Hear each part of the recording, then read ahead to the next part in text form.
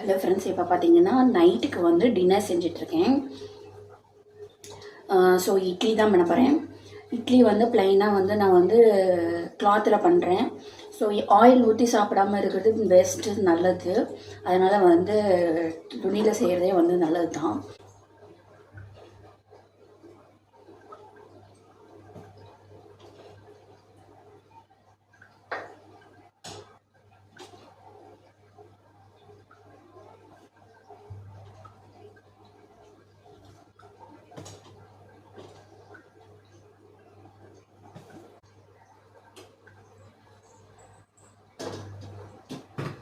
So இப்போ பார்த்தீங்கன்னா இன்னும் சட்னி பண்ணணும். ஸோ ஃபஸ்ட்டு இட்லியை ஊற்றி வச்சிடலாம், அதுக்கப்புறமா சட்னி பண்ணலாம்.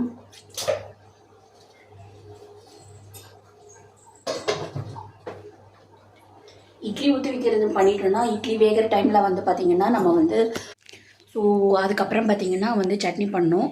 என்ன சட்னி பண்ணலான்னு பிளான் பண்ணிகிட்ருக்கேன்.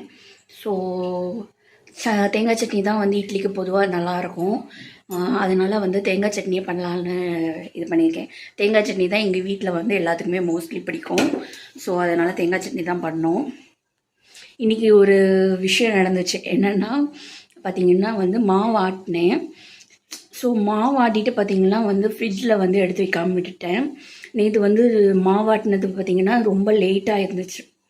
ரொம்ப லேட் ஆயிடுச்சு மாவாட்டினது. எடுத்து வைக்க முடியாமல் வந்து அப்படியே வந்து தூங்கியாச்சு. ஸோ அப்படியே பண்ணனால வந்து மாவு வந்து வெளியில் வச்சு, அதாவது புளிக்க வைக்க வேண்டியது தான். என்ன பண்ணேன்னா இதுலேருந்து அதாவது கிரைண்டர்லேருந்து வெளியில் எடுத்து நம்ம வந்து கிண்ணத்தில் கலந்து வைப்போம்ல, அதில் வந்து வைக்காமல் விட்டுட்டு அது அப்படியே புளிச்சது தான். அது கூட பரவாயில்ல. அதை வந்து நான் வந்து ஃப்ரிட்ஜில் வந்து எடுத்து வைக்கல காலையில். ஸோ அது வந்து வேஸ்ட் ஆயிடுச்சு மாவு. ஸோ 4 டம்ளர் அரிசி போட்டு, ஸோ பார்த்துக்கோங்க. அது வந்து இப்போ என்ன பண்ணுறதுன்னு தெரியல. அப்புறம் பார்த்திங்கன்னா வந்து கொஞ்சம் மாவு எடுத்து வச்சுருந்தது வந்து ஃப்ரிட்ஜில் இருந்தது. ஸோ அதை வச்சு நான் அட்ஜஸ்ட் பண்ணி இது பண்ணியாச்சு. அதுக்கப்புறம் பார்த்திங்கன்னா இப்போ வந்து பார்த்திங்கன்னா வந்து ஸோ எப்படியோ வந்து இட்லி ஊற்றிட்டு இப்போ வந்து சட்னி தான் பண்ண போகிறேன். சட்னி ரெசிபி வந்து நான் ஏற்கனவே போட்டிருக்கேன். ஸோ அதுபடி தான் செய்ய போகிறேன். குயிக்காக பார்த்துடலாமா? நான் வந்து ரெசிபி வந்து ஏற்கனவே நான் வந்து உங்களுக்கு சொல்லியிருக்கேன். சட்னி ரெசிபி தேங்காய் சட்னி வந்து வித்து பச்சை மிளகாவும் பண்ணலாம், வரமிளகாலையும் பண்ணலாம். வரமிளகா வந்து இன்னும் டேஸ்ட்டாக இருக்கும். எனக்கு வந்து வரமிளகா வந்து என்னமோ நல்லா இருக்க மாதிரி தோணும் பச்சை மிளகாவை விட.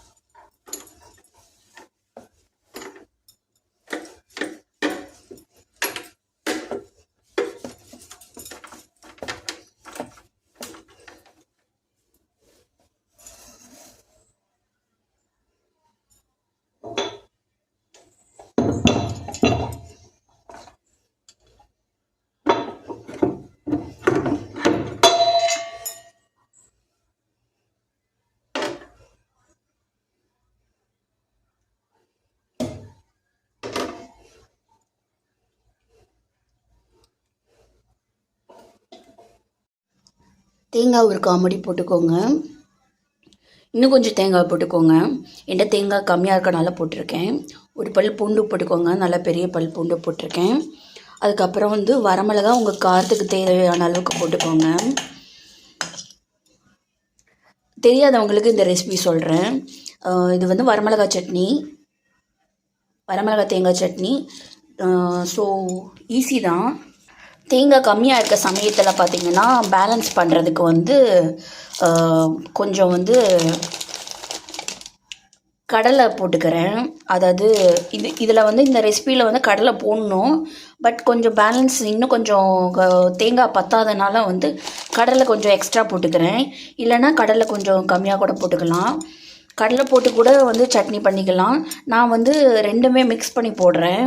பொரிக்கடலையும் போடுறேன், கடலையும் போட்டு மிக்ஸ் பண்ணி பண்ணுறேன். நீங்கள் வந்து இது வந்து இப்படியும் பண்ணலாம். ஸோ ஒரு 2.5 ஸ்பூன் வந்து கடலை சேர்த்துக்கிறேன். அப்புறம் பொரிக்கடலை கொஞ்சம் போட்டுக்கோங்க.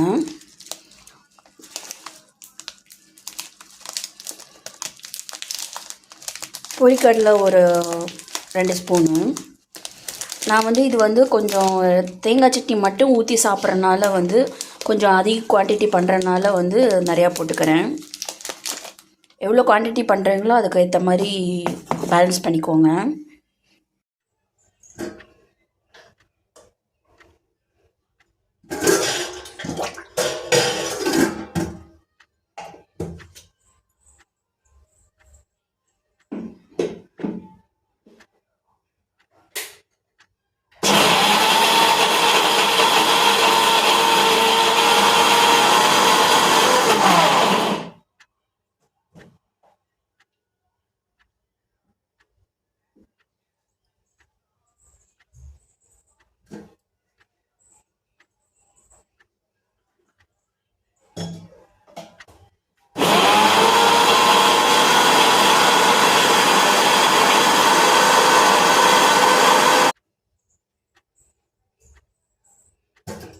நெக்ஸ்ட்டு பார்த்திங்கன்னா தாளிச்சிக்கலாம். கொஞ்சோண்டு கடுகு போட்டு தாளிச்சிட்டு கருவேப்பிலை கொஞ்சம் இப்படி நசுக்கி போட்டுக்கோங்க. அதில் உள்ள சாறுலாம் இறங்கும். ஸோ ஃபைனலாக நம்ம அரைச்சி வச்ச சட்னியும் கொஞ்சோண்டு தண்ணியும் ஆட் பண்ணி உப்பு சேர்த்திங்கன்னா கரெக்டாக ரெடி ஆயிரும். நீங்கள் இதை வந்து கட்டியாக கூட தொட்டு சாப்பிட்லாம். நான் வந்து கொஞ்சம் தண்ணியாக வந்து ஆட் பண்ணியிருக்கேன். சட்னி வந்து கொஞ்சம் பத்தாது அப்படிங்கிறனால வந்து தண்ணி ஆட் பண்ணியிருக்கேன். தண்ணியாக இருந்தால் தான் எங்களுக்கு பிடிக்கும், அதனால தண்ணி ஆட் பண்ணியிருக்கேன். அடுப்பில் 1 செகண்ட் வச்சுட்டு இறக்கினீங்கன்னா கரெக்டாகிடும். அதுக்கப்புறம் பார்த்திங்கன்னா ஸ்டவ்வெல்லாம் க்ளீன் பண்ணிவிட்டு கவுண்டர் டாப்பெல்லாம் வந்து துடைக்க விட்டு ஆரம்பிச்சிட்டேன். ஸோ கிச்சன் வந்து ஓரளவுக்கு க்ளீன் பண்ணி வச்சிட்டோன்னா காலையில் குக் பண்ணுறதுக்கு வந்து நல்லாயிருக்கும். நல்லா ரெஃப்ரெஷ்மெண்ட்டாக ஃப்ரெஷ்ஷாக இருக்க மாதிரி இருக்கும், எனர்ஜிட்டிக்காகவும் இருக்கும், நல்லாயிருக்கும். ஆனால் எனக்கு வந்து சில டைம் வந்து காலையில் தான் க்ளீன் பண்ணுவேன், சில டைம் வந்து நைட்டே க்ளீன் பண்ணி முடிச்சிடுவேன். ஸோ அப்போ வந்து எனக்கு எனர்ஜி இருந்ததுன்னா பண்ணிடுவேன், எனர்ஜி இல்லைன்னா கொஞ்சம் டவுன் ஆயிடுவேன். ஸோ அது மாதிரி தான். அதுக்கப்புறம் கவுண்டர் டாப்பில் வந்து மாவெல்லாம் பொங்க விட்டுருந்தேன்னா சிந்திருந்தது, அதனால் வந்து அதெல்லாம் வந்து தொடச்சி விட்டுட்டுருந்தேன். ஸோ ஒரு இந்த சின்ன துணிலேயே வந்து எல்லாத்தையுமே வந்து நல்லா புழிஞ்சு தொடச்சி விட்ருவேன். ஸோ இந்த மாதிரி டவல் நம்ம இது வாங்கி வச்சுக்கிட்டோன்னா யூஸ் பண்ணுறது வந்து ஈஸி, அதே நேரத்தில் நல்லா க்ளீன் பண்ணிடலாம் ஈஸியாக. ஸோ கவுண்டர் டாப் எல்லாத்தையும் க்ளீன் பண்ணி முடிச்சுட்டு அதுக்கப்புறம் வந்து ரிலாக்ஸ்டாக உட்காந்து டீ போட்டுட்டு இருந்தேன். ஸோ டீ போட்டு குடிச்சிட்டு தூங்கலான்ட்டு ஹஸ்பண்டும் சன்னும் தூங்க போயிட்டாங்க. ஸோ நெக்ஸ்ட்டு டீயை போட்டுடலாம். போட்டுட்டு உட்காந்து ரிலாக்ஸாக குடிக்க வேண்டியதான் பாக்கி. ஸோ இன்றைக்கி டே எனக்கு இப்படி தான் போயிட்டு இருந்துச்சு.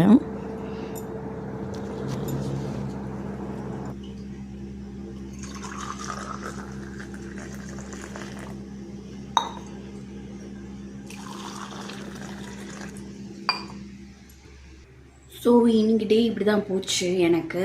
ஸோ டீ குடிச்சிட்டு தூங்குறது மட்டும்தான் பேலன்ஸ். ஸோ வந்து எனக்கு வந்து பார்த்திங்கன்னா வந்து தூக்கம் வரலன்னா கூட வந்து நான் வந்து டீ இல்லை காஃபி போட்டு குடிப்பேன். என்னால் வந்து எனக்கு தூக்கம் வரலைன்னா கூட வந்து இது குடித்தா வந்து தூக்கம் வர மாதிரி இருக்கும். ஸோ அதனால் வந்து நான் இப்போயுமே வந்து குடிக்கிறது வந்து என்னோடய ஹேபிட் ஆயிடுச்சு. சிலர் வந்து சொல்லுவாங்க காஃபி இல்லை டீ வந்து டீலாம் வந்து பார்த்திங்கன்னா வந்து மோஸ்ட்டாக வந்து